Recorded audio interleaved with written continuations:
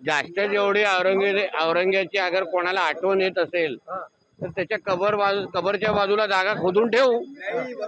कारण का औरंग्याने ज्या पद्धतीने आमच्या राजाचे हाल केलेले आहेत त्या छावा चित्रपटाच्या निमित्ताने जगाने पाहिलेला आहे.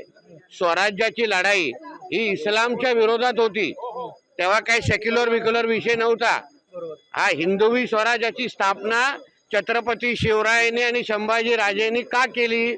इस्लामच्या विरोधात केलेली आहे. हे हिंदू विरुद्ध मुसलमान हा विषय आहे तो.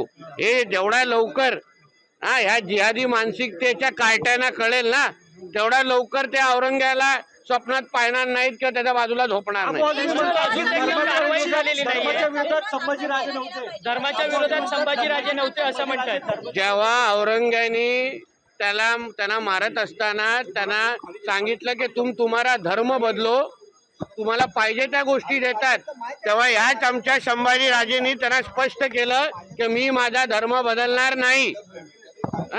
म्हणून ह्या अबू आझमीन सारख्या लोकांच्या मुळे आज हे वातावरण खराब करण्याचे हे जे काही प्रयत्न करतायत, जिहाद्यांना हे प्रोत्साहन देत आहेत ना, म्हणून ह्यांची ही वळवळ हे आमच्या हिंदुत्ववादी सरकारच्या काळात आम्ही चालून देणार नाही. कोणावर आता हाऊस चालू आहे ना, तुझ्या स्पीडने आम्ही कारवाई करणार.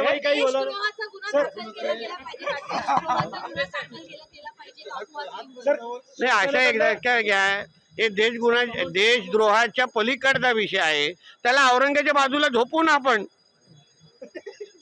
ती जागा घाणच आहे ना, तशी सगळी घाण एकत्र गाठली तर तो डम्पिंग यार्ड होतो ना, किंवा त्याला नाही तर त्याचा दुसरा पर्याय नाही. निलंबनाची कारवाई पुरेशी आहे का हे लक्षात घ्या. शेवटी आमच्या महाराजांच्या बद्दल विरोधात ही भूमिका घेणारे पैकी आहे ना, ह्यांना नुसतं निलंबनापर्यंत ठेवता कामा नये. म्हणून तुम्हाला बोलतो आता औरंग्याच्या बाजूला झोपवण्यापेक्षा मोठी कारवाई किंवा शिक्षा होऊ शकते का? निलंबनात येतं कुठे?